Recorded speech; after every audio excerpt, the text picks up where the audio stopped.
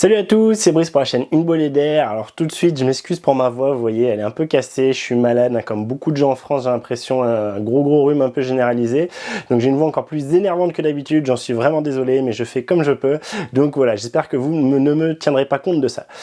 Donc dans cette vidéo, on va parler du Sony A7 IV. Normalement, il va être annoncé le 24 ou le 25 octobre, hein, de ce qu'en disent les rumeurs.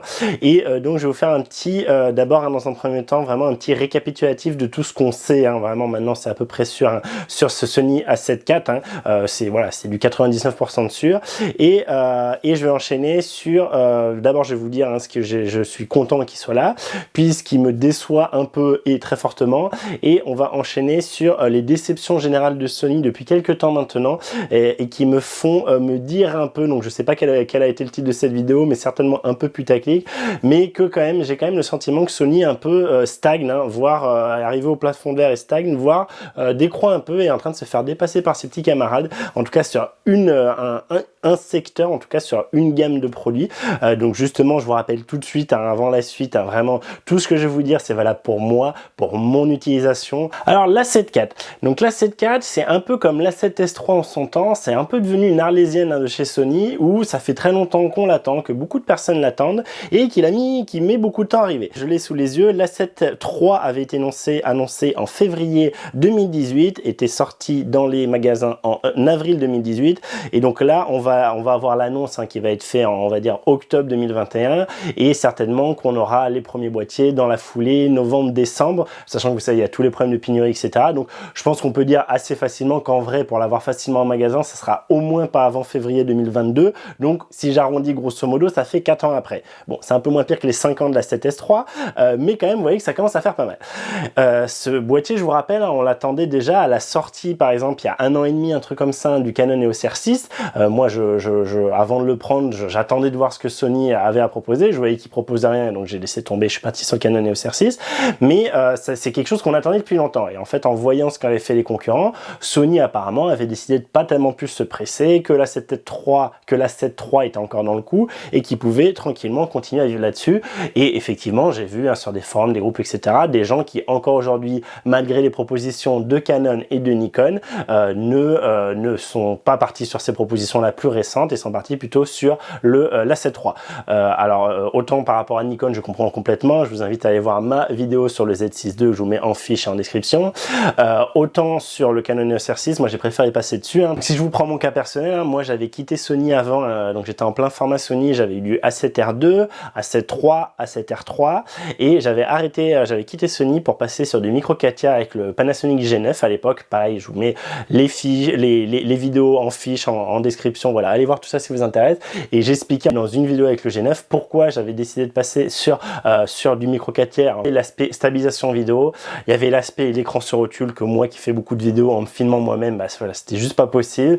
Il y avait le fait que Sony continue à pas vouloir mettre de timelapse par exemple dans leur boîtier, ce qui me rendait complètement fou, alors que c'était disponible sur l'A7R2. L'A7R2, on avait des espèces d'applications, vous savez, dans l'application mobile, on pouvait acheter dans l'application un achat in-app en fait, où pour 4 € je crois, on pouvait du coup déclencher la fonction qu'on contrôlait avec l'application mobile, et on faisait un timelapse. Bon, c'était pas idéal, mais ça marchait, hein, un timelapse vidéo, hein, pas un intervalomètre, pas juste un intervalomètre photo. Et depuis même avec la 1, hein, même avec tous les boîtiers qui sont sortis, on n'a toujours pas d'intervalomètre par exemple. Donc ça, je vais en parler après dans la vidéo, mais voilà. Et donc il y a plusieurs choses qui m'avaient un peu voilà, un peu saoulé à force chez Sony, mais il y a quand même tout l'aspect reach et l'aspect stabilisation qui était bien meilleur, hein, l'aspect d'avoir des zooms bien plus lointains sur le micro 4 tiers, qui m'ont fait choisir le micro 4 tiers.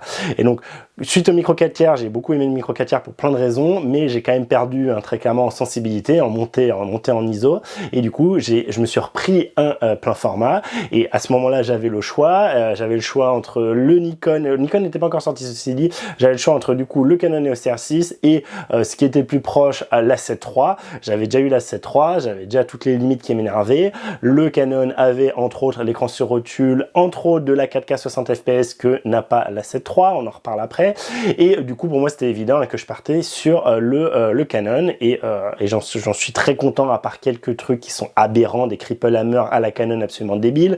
Je vous mets la vidéo en description si ça vous intéresse, en fiche là-haut, sur le fait qu'on peut par exemple pas choisir son mode S ou A en vidéo, complètement débile. Donc voilà, donc il y a des trucs clairement nul sur Canon. Il y a plein de trucs qui m'énervent sur Canon, toute la personnalisation est pas bonne, il y a plein de choses que je préfère largement chez Sony. J'étais parti sur le R6 alors que j'attendais, j'aurais voulu avoir une proposition de Sony, mais elle est jamais arrivée. Jamais eu... Il y a 1 an et demi, on parlait beaucoup, il y avait beaucoup de rumeurs sur la 7 IV potentiellement. Au final, on a eu la 7S III qui est sortie dans ces eaux-là, mais qui n'était pas du tout orientée pour moi. Et en photo, il n'est pas assez bon et il est beaucoup trop cher pour mon budget.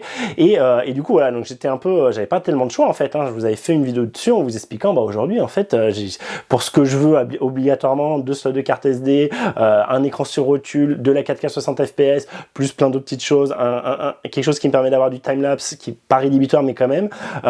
Voilà, pas mal de petits points que je vous avais donné dans une vidéo. Bah tout ça en fait, aujourd'hui, avec le R6, hein, aujourd'hui, à l'heure actuelle encore quand je vous parle, il n'y a que le R6 qui avait ça. Et tout de suite pour vous dire, je filme avec le R6 en 4K 24 fps. Donc voilà un peu sur l'historique. C'est un boîtier qu'on a beaucoup attendu, qui va sortir enfin et qui pour moi, donc suite au fait qu'ils aient laissé passer le Canon EOS R6, pour moi c'était évident qu'il y a à avoir les caractéristiques, hein, pas mal de caractéristiques qui ont été données. Donc vous avez en particulier hein, les dernières rumeurs hein, sur Sony Alpha Rumeur, donc qui nous donnent pas mal de choses. La première chose qui était pour moi évident, c'est que on aurait le même, en tout cas la même logique de boîtier que le Sony A7S III. Pareil, quand j'avais fait mes vidéos de test hein, sur cet A7S III, je vous en avais parlé, je vous avais dit c'est pas évident que la 7 IV l'aura. Donc en particulier l'aspect boîtier physiquement, donc déjà le fait qu'on ait eu un écran sur rotule, évidemment pour moi c'était impossible que Sony passe à côté de ça, complètement impossible. Potentiellement le fait qu'on ait une plus grosse poignée, qu'on ait un corps un peu plus gros, un peu plus haut. Vous savez sur Sony, moi tous mes Sony que j'ai eu, j'avais le problème du petit doigt qui passait au niveau de la poignée. J'ai pas des grandes mains, j'ai des mains de taille M et pourtant j'avais le petit doigt qui passait sous le boîtier et donc c'est assez désagréable à la longue.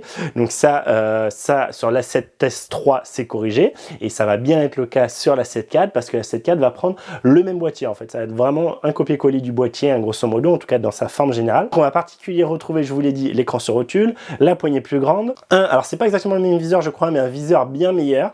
Le double slot de carte SD évidemment, mais qui du coup va prendre en plus, hein, vous savez, ce nouveau format de carte, je me rappelle plus comment ça s'appelle, mais CF Express je crois, je sais plus, je suis un peu nul sur les noms de cartes, mais c'est le fameux nouveau format de Sony qui est à mon avis une excellente chose. Avec le même slot, on peut utiliser soit une carte SD UHS 2, enfin jusqu'à UHS 2, soit leur fameuse carte à eux.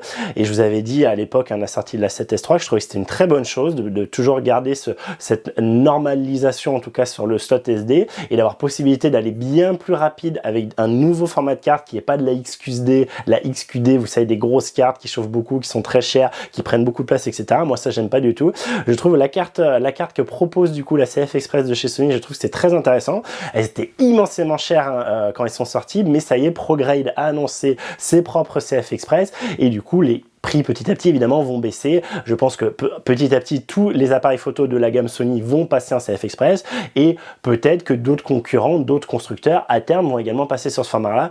Pour moi le ratio vitesse d'écriture, taille de carte est très clairement en grande faveur pour CF Express par rapport à de la XQSD et je pense que c'est une très bonne chose que Sony ait développé ça. Ça permet entre autres de faire de la 4K 120 fps hein, sur la 7S III. Donc au niveau du boîtier, voilà, on a vraiment un boîtier hein, qui serait du Sony A7S III, même joystick que j'avais beaucoup aimé hein, par rapport par exemple à la 7R III, c'est clair que le joystick est meilleur et donc pas mal de choses à ce niveau-là. Sur le VF, hein, on parlerait de 3,69 millions de points et apparemment on aurait également une amélioration sur l'écran avec 1,4 million de points sur l'écran arrière.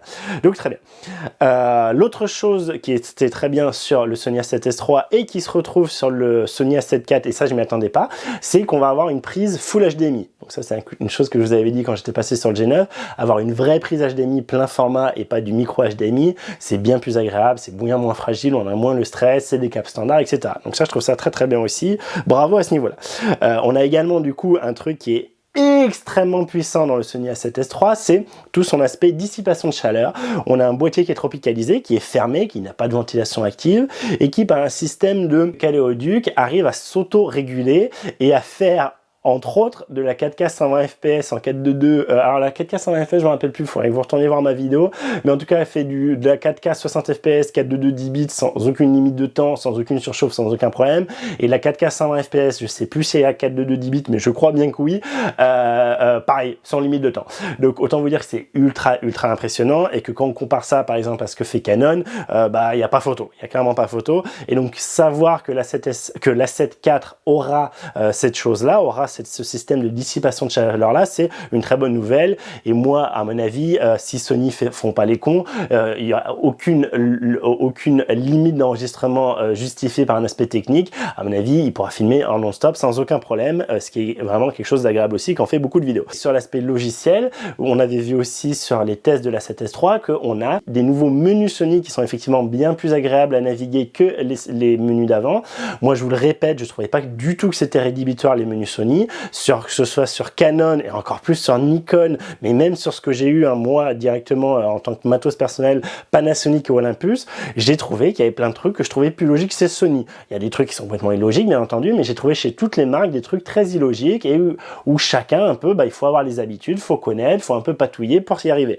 Donc moi, je ne fais pas partie de ceux qui crachent sur les menus Sony. Je trouve que oui, ils étaient très fournis, mais on peut faire tellement de choses, on peut personnaliser tellement de choses chez Sony que moi, c'est jamais un truc qui m'a rebuté. Mais ce qui est très clair, c'est que les menus de la 7S III étaient bien meilleurs, bien plus rapides d'accès, bien plus faciles pour naviguer dedans. Et du coup, ces menus vont arriver dans la 7 IV. Donc c'est une très bonne chose. Tout ça, vraiment, pour moi, c'était évident que Sony allait faire ça. Et pour moi, c'était évident aussi qu'on aurait de la 4K 60 fps. Alors, il y en a qui espéraient avoir de la 4K 120, mais j'y croyais pas une seconde. S'ils font la 4K 120, ça bouffe la 7S III, très clairement. Donc c'était pas du tout l'intérêt, à mon avis. Et des rumeurs qu'on a, ce sera pas le cas, ce qui me paraît tout à fait logique. Et donc, l'aspect intéressant qu'on a sur les rumeurs, c'est quand même que la 4K 30 fps, en fait, sera oversamplée depuis de la 7K. Alors, pourquoi? Parce que contrairement, par exemple, à la 7S III, qui est seulement un capteur seulement de 12 millions de pixels, là, on a un capteur de 33 millions de pixels. Donc là, on commence vraiment à avoir plus de pixels, hein, et donc en rapport 3,5, en ratio 3,5, je vous montre ce que ça donne, par exemple, par rapport à mes 20 millions de pixels du Canon EOS R6. Donc voilà, je vous affiche ça. Toujours, c'est intéressant de le montrer, parce que faut bien voir que quand on parle de millions de pixels, c'est une surface, donc faut tout prendre en racine carrée, hein, c'est pas directement proportionnel. Vous multipliez pas par 2 votre hauteur et votre longueur, d'accord, votre largeur et votre longueur, vous prenez et vous multipliez par racine de 2, d'accord. Donc c'est pas tout à fait pareil, hein, au niveau ressenti quand on voit les photos, mais vous voyez que là, effectivement, entre mon grand cadre orange Sony A7 IV, donc là pour info, hein, pour ceux qui se demanderaient, ça c'était une photo que j'ai fait à Malte avec l'A7R3, donc 42 millions de pixels, que j'ai ramené à pile poil à du coup 33 millions de pixels, 32,9 hein, du coup millions de pixels, et j'ai rétréci cette photo pour avoir exactement ma résolution, ma taille de photo que j'ai avec mon Canon EOS R6, et donc avoir du 20 millions de pixels. Donc vous voyez que la différence ici est quand même présente, hein, ça se voit, mais c'est peut-être, je pense, pour beaucoup d'entre vous, moins flagrant que ce à quoi vous vous attendiez. Et en tout cas, là, on a quand même quelque chose, voilà, qui commence à être intéressant, qui commence à se justifier pour la photo. On peut dire, oui, je vais quand même pouvoir recropper plus dans ma photo. Contrairement, je vous avais fait une vidéo sur la comparaison entre Canon EOS R6, Nikon Zen 6 II et Panasonic S5. Je vous avais dit 24 millions de pixels versus 20 millions de pixels, c'est pignole. Ne basez pas votre achat sur ça. Ça ne change rien. Je vous remonte la photo. En pratique, voilà, il n'y a que dalle. D'accord? C'est vraiment pas sur ça. Là, entre 20 millions de pixels et 33 millions de pixels, on commence à avoir une différence, et clairement, Sony va communiquer là-dessus. Clairement, Sony va dire, envoyez nous, contrairement aux concurrents, on monte à 33 millions de pixels. Donc je pense que c'est une bonne chose, très clairement. Et donc c'est ces 33 millions de pixels qui permettent du coup d'avoir une vidéo à la base enregistrée en 7K qu'on va compresser, qu'on va faire rentrer dans du 4K, et donc cette manip-là, avoir du plus gros qu'on rétrécit, ça permet d'avoir une meilleure résolution, d'avoir un meilleur piqué, une image plus nette, plus propre. Donc ça c'est très bien, et je m'y attendais pas forcément. Moi je m'attendais à ce qu'il sorte quelque chose dans les 24 millions de pixels. Donc c'est une bonne nouvelle. Tout ce que je vous ai dit jusque là, c'était les bonnes nouvelles. Et là on arrive aux mauvaises nouvelles. Alors je vous fais pas apparemment, donc on aurait 15 stops de plage dynamique, et ce qui est très intéressant, c'est qu'on aurait 5,5 stops avec l'IBIS, donc la stabilisation du boîtier, et donc ça c'est plutôt très bon aussi. Donc à voir ce que ça donnera en vrai, et moi surtout j'attends beaucoup les tests sur ce que ça donnera en vidéo. Est-ce que oui ou non on va avoir une bonne stabilisation vidéo avec potentiellement une stabilisation numérique de rajouter, comme on a pu voir, qui a été introduit sur la 7S3, tout ça je voulais y montrer, mais donc une stabilisation meilleure avec l'Ibis, potentiellement encore aidée avec la stabilisation numérique, et est-ce qu'on aurait enfin quelque chose de vraiment propre, sans wobbling. Ça c'est un gros avantage de chez Sony, c'est que la stabilisation n'est pas GG, hein, vraiment on a vite des à-coups, etc., mais au moins on n'a pas de wobbling, quelque chose que moi je déteste, et du coup ça je les attends vraiment là-dessus. Donc tout ça plutôt bon, hein, je vous dis, tout ça il n'y a pas de souci. Et moi voilà, pour moi un des critères, hein, qui déjà à l'époque du Sony A7 III, on était plusieurs à se demander, putain c'est dommage, la A7 III aurait pu sortir avec la 4K 60. Ça n'avait pas été le cas et on attendait désespérément, je pense que beaucoup de gens attendaient la 7 IV, en particulier pour la 4K 60. Et donc on a bien de la 4K 60 sur ce Sony A7 IV, mais on a la 4K 60 qui est oversampled from 4.8K, donc sur du 5K on va dire. Mais pourquoi c'est du 4,8K et pas du 7K? Parce que c'est sur le mode S35, Super Crop 35, donc autrement dit un crop de 1,5 fois. Je vous rappelle, hein, chez Sony, pour passer du mode normal full frame au mode crop, au mode APS-C Super Crop 35, on a un facteur de 1,5 fois. Typiquement, ça veut dire que sur un 16 mm que vous avez, moi j'utilise beaucoup de traits d'ultra grand angle, hein, j'aime beaucoup ça, et bien vous passez de 16 mm à 24 mm dès que vous voulez filmer en 4K 60 fps. Alors ça, pour beaucoup de gens, ça va peut-être pas être un problème, parce que certainement que les ralentis, ça va être plutôt sur des sujets un peu lointains, plutôt sur du sportif, plutôt sur des choses comme ça, mais moi c'est un vrai problème. Moi clairement, je ne veux pas avoir de la 4K 60 fps, non pas pour me vlogger, aucun intérêt pour moi d'être en 4K 60 fps, mais pour de l'action, mais de l'action près, par exemple du skateboard, quand on veut se rapprocher, même quand on veut être près de quelqu'un qui marche avec un gimbal potentiellement pour le filmer en contre-plongée avec cet effet ultra grand angle, assez intéressant, assez rigolo.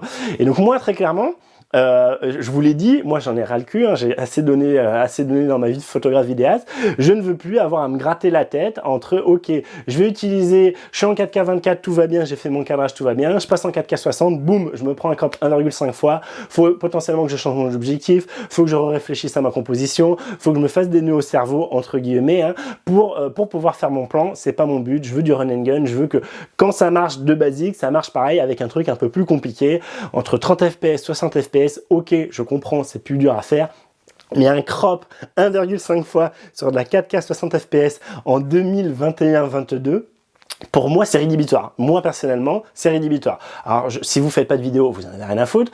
Si vous êtes vidéaste et que vous n'utilisez pas la 60 fps, vous en avez peut-être rien à foutre. Si vous savez exactement ce que vous utilisez au niveau 60 fps, que de toute façon, c'est plutôt des sujets éloignés et qu'au contraire, un crop, ça va vous arranger, dites-le moi en commentaire. Vous pouvez me dire, ah oui, non, mais moi, ça me pose pas de problème. Moi, je suis vidéaste et il n'y a aucun souci là-dessus.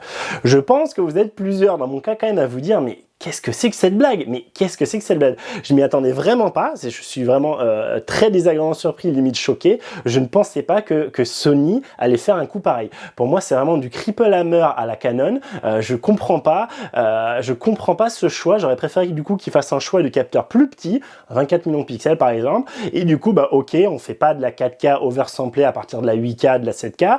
On fait de la 4K oversamplée à partir de la 4,3K. On s'en fout, ou pas oversamplée même, mais si oversamplé forcément, mais du coup pas avoir ce crop là. Clairement ça veut dire que Sony est pas foutu aujourd'hui, à part sur ces boîtiers très haut de gamme, à vérifier. La 1 je pense qu'il fait de la 4K 60 fps sans crop, à vérifier, je suis pas sûr. Damien, si tu me regardes, dis-nous en commentaire, mais en tout cas ce qui est sûr, c'est que là sur ce boîtier plus moyen de gamme, on parle quand même d'un boîtier qui va sortir potentiellement à 2500 € et même potentiellement à 2800 €, hein, des rumeurs qui sont en train de circuler un peu. Ça fait quand même un boîtier cher. Avoir un tel défaut, un tel problème, hein, pour moi c'est rédhibitoire pour moi très clairement aujourd'hui. Je trouve ça assez abusé et je trouve que Sony là-dessus n'a pas assuré et montre un peu, et là j'arrive du coup un peu à la suite de la vidéo, pour moi ça montre un peu quand même le plafond de verre auquel est arrivé Sony, où là Sony nous montre très clairement, hein, 4 ans après la 7 III, que en fait ils sont pas foutus sur un boîtier comme ça à ce prix là de faire de la 4K 60 sans cropper. Voilà, ils sont pas foutus de faire ça et je trouve ça assez inquiétant. 4K 60, 4K 120 sur un capteur qui est déjà de la bonne taille, qu'il n'y a pas besoin d'oversampler, hein, avec du coup quelque chose qu'on va rétrécir, il n'y a pas de souci. Par contre, dès qu'on est sur un boîtier un peu plus bas de gamme, bah là il y a problème et je trouve ça vraiment très dommage et ça met un gros coup à l'image de Sony, en tout cas pour moi. Je trouve que là vraiment ils montent leurs limites et je m'attendais pas à ce que ce soit à ce point là. Donc voilà, vous l'avez compris, là on arrive à la partie de la vidéo où je commence à fumer Sony. Alors je vous dis vraiment, moi pour moi ça marque un tournant là, j'espère que Sony va se rattraper, mais ça marque un tournant sur un peu l'avance de Sony par rapport à ses concurrents. Sony a été le premier à faire des hybrides plein format, Sony a été le premier à mettre autant de vidéos dans ses boîtiers photo pour vraiment permettre l'utilisation entre guillemets hybride photo-vidéo et tous ses concurrents étaient à la ramasse. Hein. Quand Sony faisait de la 4K, les concurrents étaient encore en 1080p ou faire de la 4K 15 fps, enfin voilà, c'était vraiment une cata. Il y a de ça 3-4 ans, Sony écrabouillait la concurrence au niveau de ce qu'il proposait en plein format. Et là aujourd'hui on se retrouve en fait avec un Sony qui ramouille. Si je le compare directement à mon EOS R6 actuellement en train de me filmer, ce boîtier qui est sorti 1 an et demi avant est meilleur en tout cas niveau vidéo. Alors on va voir l'aspect peut-être durée d'enregistrement etc évidemment, ou du coup là-dessus selon les utilisations ça sera plus intéressant d'avoir un A7 IV, mais aujourd'hui en tout cas moi j'ai un boîtier qui me fait de la 4K 24, 25, 30 fps sans problème avec le suivi du visage. J'ai le suivi du visage qui se fait en même temps sans aucun souci etc. Sony ça sera le cas, je me fais aucun souci là-dessus, mais qui est aussi capable de filmer en 4K 60 fps et contrairement à ce que beaucoup de gens pensent, sans aucun crop. Hein. Donc là je vais vous le montrer tout de suite, là je filme actuellement en 4K 24 fps, j'ai passé en 4K 60, d'accord, regardez ce qui se passe sur les contours hein, ici, vous allez voir ça va être exactement pareil, hein, d'accord. Donc je vais mettre en 4K 60, je vais passer à 1/120 de seconde, ça sera retambouillé en 24 fps au final hein, dans le logiciel de montage, mais pour vous montrer hein, juste qu'il n'y a pas de crop, hein. Là je suis sans aucune stabilisation, pas numérique, rien, enfin du coup j'ai la stabilisation optique mais ça ne fait pas de crop, j'ai tout viré les stabilisations numériques pour pas créer ce crop là, je suis pas en mode croppé, je suis pas en mode croppé en vidéo, hein, là je suis en mode full frame, d'accord, et je vais passer en 4K 60 pour vous montrer que ça ne change rien du tout, je n'ai aucun crop à ce niveau là, ça marche sans problème. Voilà, évidemment, vous n'allez pas vous en rendre compte hein, sur YouTube parce que je vous dis, moi, je la repasse en 24 fps derrière, mais je vous le dis, moi, à l'écran, je vois, là, je suis en 60 fps, d'accord. Je suis passé à 1/120 de seconde, f2.8. Vous voyez que j'ai tout pareil. Je n'ai rien changé. J'ai une limite d'enregistrement qui est plus courte. Je crois que je suis sur 8 minutes, un truc comme ça, hein, en 4K 60 contre 29 minutes, 29 secondes, je crois, sur la 4K 30 fps. Donc ça, clairement, c'est une limitation. Mais il n'empêche que j'ai une 4K, j'ai exactement pareil, que je sois en 4K 60 ou en 4K 30, en particulier si c'est pour filmer des rushs, pour de l'action, pour du sport, pour quelque chose sur lequel je veux faire un ralenti, c'est pour ça que je filme en 4K 60, et bien il n'y a pas de souci, 8 minutes de rush sur de l'action, il y a de quoi faire quand même. Hein. Donc voilà, donc pour vous dire ça, sur le Canon EOS R6, il n'y a aucun problème, il le fait sans aucun souci, et la 4K 60 est de bonne qualité, elle n'est pas aussi bonne que la 4K 24, mais c'est vraiment pas aberrant. Regardez l'image en général, dites-moi si vous voyez une différence par rapport à ce que je vous ai montré avant, sachant qu'évidemment il y a la compression YouTube, que toujours c'est très mauvais ce que fait YouTube derrière, mais voilà, regardez, dites-moi ce que vous en pensez, mais en tout cas je vous le garantis, je vous le confirme, sur le Canon EOS R6 il n'y a pas de crop entre de la 4K 24, 25, 30 fps et de la 4K 60 fps. Voilà, donc ça il faut le savoir, et Sony ça va pas être le cas, 1 an et demi après, Sony c'est pas terrible. Voilà, je viens de repasser en 4K 24 à 1/50 de seconde pour faire comme je suis habituellement. Du coup, voilà, donc là, vous êtes peut-être plus à vous dire, oh là là, mais ça y est, il fait encore une vidéo de 20 plombes juste sur ça. Pourquoi il dit que Sony est en train de stagner, il abuse, c'est juste un boîtier, voilà. Alors, c'est juste un boîtier, oui, non. L'A7 simple, hein, l'A7, pas la 7R, pas la 7S, c'est quand même le boîtier hein, qui a fait la renommée de Sony, qui a fait que Sony aujourd'hui est à ce niveau-là. C'est grâce aux A7, et en particulier, hein, vraiment, la petite révolution à l'époque, c'était la 7 III. Très clairement, hein, c'était vraiment le boîtier qui a un peu révolutionné même à l'époque en plein format hybride. C'était voilà toutes les nouveautés qu'on avait, il y avait beaucoup de choses, il y avait vraiment beaucoup de choses sur cette A7 III, et du coup on attendait beaucoup de ce successeur, et je trouve que ce successeur, eh bien c'est un peu comme qu'on avait eu la 7S III par rapport à la 7S II, il y a beaucoup de nouveautés d'amélioration qui sont très bienvenues, mais on n'a pas, c'est pas la révolution, alors même si on peut pas tout le temps avoir des révolutions, j'en suis bien conscient, mais pour moi en tout cas la 4K 60 croppée, c'est un vrai signe que Sony techniquement commence à être un peu à la peine et se fait rattraper par ses concurrents. Et là je viens de vous donner l'exemple de l'EOS R6 qui est dans la même gamme de prix et potentiellement risque d'être moins cher, quelque chose auquel je m'attendais pas. Moi je m'attendais à ce que Sony fasse la nique à Canon très clairement en proposant son boîtier à 2500 € pour dire vous voyez l'R6 il est plus cher que nous et nous on fait plus de trucs. Et ben il va pas faire tellement plus de trucs à part la résolution, il va faire même moins de trucs en vidéo, enfin il va faire sur certains aspects moins de trucs, et en plus il risque d'être plus cher, et de plus en plus ces rumeurs annoncent du 2800 €, donc je crois 100 € plus cher que l'EOS R6. Donc voilà, c'est pas super, et à côté de ça, j'ai d'autres, pas mal de petites choses qui me font dire que aujourd'hui Sony, la dynamique de Sony, moi, me fait un peu peur, moi qui étais très Sony, hein, et vous savez, moi de toute façon je m'en fous des marques, moi je suis le produit qui me plaît bien, mais j'ai eu beaucoup de Sony, j'ai beaucoup aimé cette marque à l'époque qui pour moi fait énormément pour un utilisateur. Sans Sony, je suis pas sûr qu'on aurait aujourd'hui un EOS R6, je suis pas sûr qu'on aurait aujourd'hui ces pleins formats qui sortent et qui essaient de concurrencer ce qu'a fait Sony jusque-là, hein. Je suis pas sûr qu'on serait pas encore la majorité sur du coup des réflexes, hein, ce qui pour moi est une grosse blague aujourd'hui, hein, ça je vous l'ai déjà dit aussi, bref, je m'étends pas là-dessus.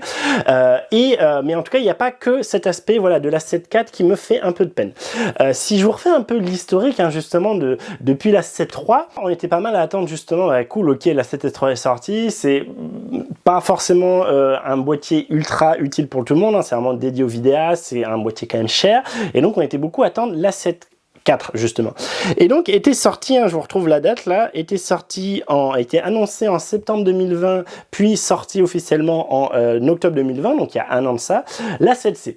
Donc la 7C, je vous rappelle, hein, c'est en fait un A7 III dans un corps de APS-C de chez Sony, d'A6600, A6500, etc. Donc du coup avec en particulier un viseur décentré, un petit viseur pas très agréable, pas très confortable. Par contre un boîtier bien plus petit, donc certainement avec le problème de la poignée. Je crois qu'il y a un joystick, mais je suis pas sûr. Il y avait bien l'écran sur rotule. Et du coup, bah voilà, on a vu cette proposition-là qui était intéressante, hein, dans le sens où je crois que c'est ça fait partie, hein, à part avec le Sigma, le boîtier Sigma, mais ça fait partie du boîtier plein format le plus petit du marché, avec quand même une proposition de 4K. Donc pareil, il n'y avait pas de 4K 60, hein, on avait de la 4K 30 au maximum. Et en particulier, un truc que moi j'avais halluciné, c'est que dans ce boîtier-là, il proposait pas les nouveaux menus qui avaient été introduits dans la 7S III. Donc ça, c'était déjà un truc où on s'était dit avec Damien, mais pourquoi la 7S III était sortie, je sais pas, 4 mois avant, je crois, 4-5 mois avant, et sur leur nouveau boîtier, ils ne proposent pas, hein, de ces menus-là, et le machin sort cher, hein, je crois qu'il sortait à 2200 €, je crois qu'il sortait à peu près, ou peut-être même plus, je sais plus, attendez, je regarde. Moi, c'est un truc qui, du coup, m'a pas du tout intéressé, hein, vraiment pas, entre la prise en main et... alors, je regarde les prix officiels, hein, pas les prix du marché gris.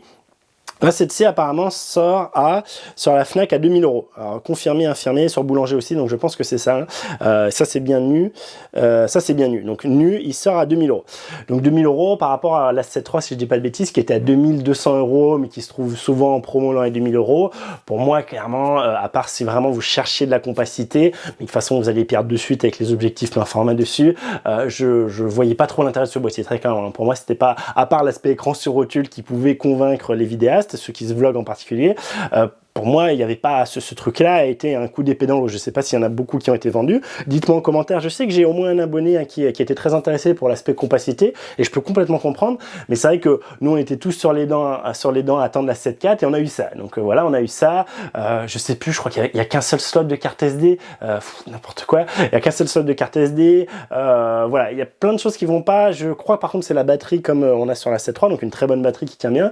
Mais pour moi, c'était pas du tout. Voilà, c'était plus une alternative plus compacte à la 7 III avec un écran sur rotule qu'autre chose. C'était vraiment pas, on n'avait aucune évolution majeure sur l'aspect logiciel, sur l'aspect performance. Voilà, c'était vraiment un truc un peu hybride, un peu bâtardo, qui je pense a complètement sa place, hein. Certainement que des gens veulent du plein format compact comme ça, mais qui en tout cas n'était pas là du tout pour remplacer la 7 III. Donc suite à ça, on a eu un boîtier très haut de gamme d'annoncer, hein, qui est venu un peu en fait en réponse au Canon EOS R5 en particulier, hein, qui propose de la 8K. Sony se devait de proposer de la 8K aussi de leur côté, et plutôt que de sortir un A7R5 du coup, parce que le R4 était déjà sorti avant, ils ont proposé un nouveau boîtier, une nouvelle gamme de boîtiers, une nouvelle série, hein, qui est du coup l'Alpha 1. Donc l'Alpha 1 en fait qui se veut être un peu vraiment le top moumoute du top moumoute, qui se veut à la fois avoir les avantages, proposer les avantages de la gamme R de chez Sony avec une très forte résolution, donc on est ici sur 50 millions de pixels, et également proposer des choses choses en vidéo très intéressantes, très bon en sensibilité, très bon en vidéo, etc. Avec du coup l'aspect, la gamme S. Donc en fait, on essaie un peu de réunir les gros avantages de la gamme R et de la gamme S en un seul boîtier. Boîtier du coup très cher, hein, qui sort à 7300 € quand même, hein, et donc il propose entre autres de la 8K, hein, d'accord, la 8K UHD, qui propose de la 4K 120 fps avec du recadrage par contre, mais qui voilà, qui du coup n'a pas de limite d'enregistrement, je crois, qui ne surchauffe pas, contrairement à l'EOS R5, qui ne surchauffe pas en 8K ou très peu par rapport à l'EOS R5, et donc qui était vraiment en gros la réponse à l'EOS R5 sur la résolution, sur la 8K, et plus généralement peut-être pour dire aux photographes sportifs, hein, je vous rappelle, ça c'était du coup avant les JO au Japon, clairement Sony voulait marquer un grand coup, montrer voilà, on a ce boîtier là qui est excellentissime en sport, etc. Allez voir les tests que Damien avait fait, hein, sur cette A1 en particulier, il avait shooté sur un rallye, sur un circuit pardon de moto, donc pour tester cet autofocus, un Sarafale, etc. Et il était très impressionné, et voilà, donc très clairement un boîtier qui vraiment a changé, a vraiment encore une fois un peu révolutionné, hein, le game à son niveau, on va dire dans sa tranche de prix, mais qui reste sur une tranche de prix, je pense, assez inaccessible pour beaucoup de monde, hein. Et oui, Sony à ce niveau-là ne stagne pas. Par contre, sur nous, notre tranche, sur moi, ma tranche budgétaire, sur mon segment de marché, très clairement, je trouve qu'il stagne. Et du coup, donc je vous l'ai dit, par rapport à la 7C, je trouve qu'il stagne. Mais si on regarde également au niveau sortie d'objectifs, Sony, on le sait, hein, de façon générale, quand il est arrivé dans le game, hein, c'était clairement pas du tout le constructeur historique, et en particulier niveau optique, hein, on sait, hein, des constructeurs comme Nikon ou Canon, hein, sont bien plus réputés là-dedans. Mais petit à petit, hein, mine de rien, en étant le premier arrivé sur les hybrides plein format, en ayant du coup beaucoup plus le temps de développer ses gammes, en ouvrant sa monture pour avoir tous les constructeurs tierces comme Sigma, comme Tamron, qui du coup proposent des objectifs franchement qualitatifs et pas mal moins chers, et bien il s'est quand même fourni, et c'est vraiment un des gros avantages, c'est peut-être le plus gros avantage aujourd'hui chez Sony, c'est un parc optique absolument immense. Mais c'est vrai que quand on regarde ce que propose Sony optiquement, en tout cas sur, on va dire, il y a de ça encore 1 an et demi, 2 ans, et ben c'était pas le waouh, c'est l'objectif qui révolutionne le monde de la photo, d'accord, très clairement, c'était pas ça. Et en particulier, hein, moi, une des raisons, hein, qui m'a fait aller chez Canon, et qui aujourd'hui me ferait rester chez Canon aussi, c'est l'aspect objectif. L'aspect objectif, hein, je vous rappelle, hop, je vous ai fait le test de ce truc-là, pareil, je vous mets tout en fiche, hein, et surtout en description, je pense que j'ai plus la place. Ça, c'est un 70-200 f2.8, hein, d'accord, qui fait même pas 20 cm, hein, je crois, de hauteur, d'accord, une fois replié. Et quand on compare au 70-200 f2.8 de chez Sony jusqu'à présent, je crois que le 70-200 de chez Sony, il fait pratiquement une fois et demi plus, hein. Alors j'exagère peut-être un peu, mais c'est un truc dans ce style là, d'accord. En tout cas, quelque chose que moi je ne peux plus rentrer verticalement dans mes sacs photos de rando, quelque chose que je ne peux plus trimballer facilement, et qui donc ne me convient pas. Moi, avant Canon, je n'aurais jamais pensé, quand j'étais chez Sony, je n'ai jamais imaginé, je n'ai jamais songé acheter un 70-200 f2.8. Pour moi, c'était beaucoup trop gros, beaucoup trop encombrant. Ça rentrait même pas dans mes possibilités. J'avais le 16-35 f2.8, j'avais le 24-105 f4, à un moment j'avais le 24-240 f je sais plus quoi. Mais vous voyez, je ne suis jamais allé sur ça. C'était pour moi complètement débile, beaucoup trop gros pour mon utilisation. Canon a changé le game, hein. Canon a très clairement changé le game à ce niveau-là. Ils ont fait une version f4 encore plus compacte, hein. C'est très impressionnant. Canon également, c'est ce qui est en train de me tourner, en train de me filmer là actuellement, propose un 15-35, pas un 16-35, un 15-35 f2.8, ce qui est déjà exceptionnel de proposer 1 mm de plus sur le très grand angle. Et en plus de ça, l'objectif est stabilisé. Donc voilà, quelque chose qu'on ne retrouve absolument pas chez Sony. Et ils ont fait aussi là un 14-35 f4, hein, pareil, je vous ai fait une vidéo là-dessus, allez voir ça. Mais c'est pour vous dire, Canon au niveau optique, ils font très clairement chier parce qu'ils ouvrent pas leur monture, et du coup on n'a pas tous les autres constructeurs qu'on pourrait avoir, et ça c'est un gros défaut. Par contre, les rares objectifs qui sont à disposition sont pour moi assez exceptionnels. Pour moi, vraiment, la conception des objectifs chez Canon est un vrai plus. Ils sont très chers, certes, mais quand je regarde maintenant aujourd'hui par rapport à ce que propose Sony, typiquement le 70-200 f2.8 de chez Sony, suite à l'annonce de ça, hein, plus ou moins, en tout cas sur les forums, etc., ça disait, oui, mais ça y est, Sony sait que voilà, ils sont plus à jour à ce niveau-là, ils en ont bien conscience, ils sont en train de développer leur propre 70-200 f2.8 qui va concurrencer ce Canon, ils vont montrer de quoi ils sont capables optiquement. Et on se retrouve avec un 70-200 f2.8, certes beaucoup plus léger que la version précédente, hein, que la version jusqu'à présent. Là, il vient de sortir ce 70-200 f2.8. Hein. Et le truc, c'est que oui, il est plus léger. Je crois qu'il est pratiquement 1,5 fois, entre 1,5 fois et 2 fois plus léger, ce qui est excellent et une prouesse technique en soi. Mais il fait exactement la même taille que le précédent. Donc pour moi, c'est une blague. Pour moi, ok, vous avez gagné en poids, c'est très bien. Je conçois très bien qu'un photographe de mariage qui l'a autour du cou toute la journée, ce soit un énorme plus. Mais pour moi, qui veut le transbahuter, qui veut le mettre, c'est pas possible, c'est juste pas possible. Ce 70-200 f2.8, je m'attendais pas à ça. Vraiment, pour moi, j'étais persuadé que Sony, avec cet objectif-là, allait essayer de faire quelque chose de compact, de montrer ce dont ils étaient capables, de montrer, ok, bah voilà, nous sur les boîtiers, vous le savez, on arrive à concurrencer les autres, mais également sur les objectifs, on arrive à faire ce qui se fait entre guillemets de mieux sur le marché aujourd'hui.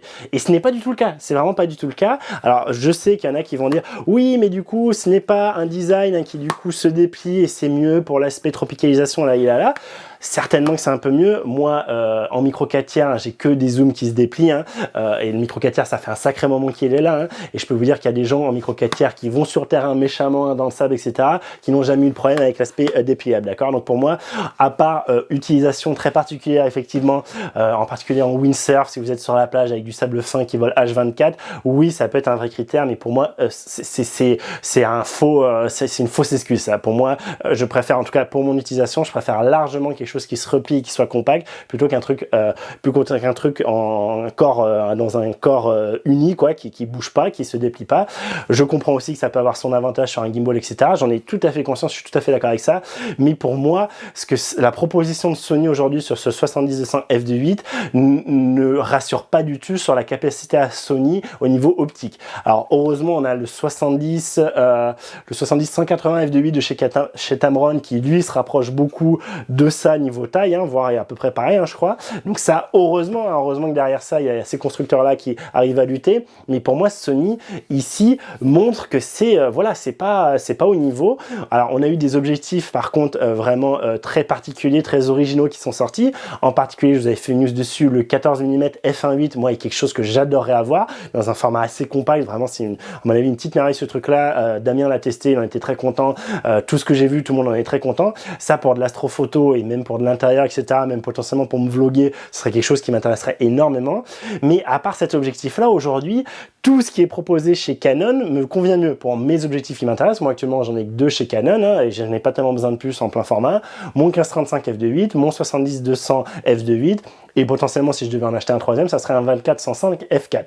Et du coup, j'ai pas cet aspect, ok, alors oui, j'ai cet aspect, j'ai d'autres constructeurs, d'autres possibilités chez Sony, mais à part, je vous dis, ce 14 mm f1.8, j'ai pas de comme je me suis dit avec le 15-35 f2.8 et le 70-200 f2.8, où je me suis dit, mais c'est la première fois que je vois ça, j'aurais jamais pensé qu'on pourrait faire ça.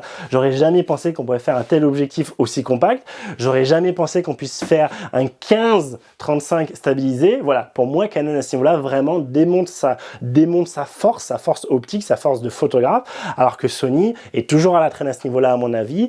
Et malheureusement, Sony aujourd'hui, et ça va être un peu ma conclusion, je trouve que sur la gamme qui m'intéresse, la gamme de prix qui m'intéresse, eh bien, il n'est plus tellement au niveau d'un point de vue technologique, d'un point de vue vraiment purement ce qu'on peut faire avec, hein, dans les boîtiers. Et c'est dommage, c'est très dommage. Et j'espère que Sony n'est pas en train de se faire coiffer au poteau par les autres, parce que Sony a été un moteur jusqu'à présent. Et moi, je m'attendais à ce qu'il continue à être un moteur. Et là, j'ai un peu peur.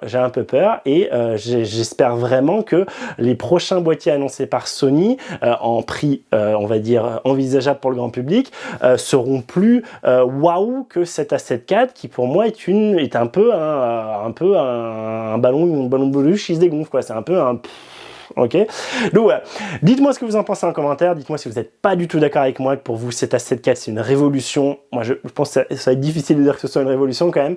Dites-moi ce que vous en pensez comparativement au Canon EOS R6, si du coup potentiellement vous hésitez entre les deux, en particulier si le Sony est proposé à 2800, sachant qu'on trouve le Canon, je crois il est à 2007 ou 2006 même, hein, voilà, vers lequel vous partiriez. Moi aujourd'hui très clairement, vu tout ce que je vous ai dit, je reste sur l'EOS R6. Il me reste à vous remercier d'avoir regardé cette vidéo, j'espère qu'elle vous a plu. Si c'est le cas, n'hésitez pas à la liker, la partager.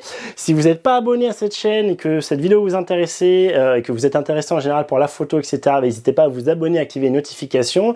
À venir, il y a du test de sac photo, de rando, sac à dos photo. Il y a un test le gros test du 8-25 mm f4 en micro 4 tiers, donc un équivalent 16-50 mm. Hein. Donc ça, quand ça sortira, quand on aura un objectif comme ça en plein format, je peux vous dire, je m'intéresserai beaucoup à la marque qui le fait. Ce n'est pas le cas aujourd'hui, c'est une des raisons pourquoi j'aime autant de micro 4 tiers aussi. Il y a ça, il va y avoir également tout ce qui est annonce DJI. Hein. Je vais vous faire au moins un live sur l'annonce de la DJI Action 2. Normalement, il n'y aura plus le nom Osmo dedans, donc ça, je vous ferai un live dessus, c'est sûr.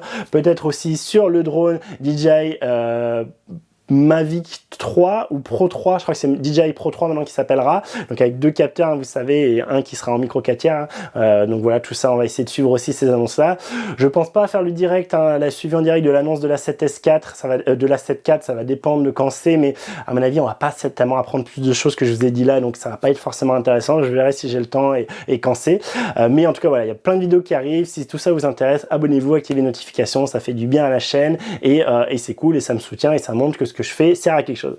Voilà, moi en tout cas je vous souhaite de faire d'ici là de belles photos, de belles vidéos, de vous faire plaisir. Les vacances à Toussaint arrivent, il y a encore moyen de se faire plaisir en extérieur.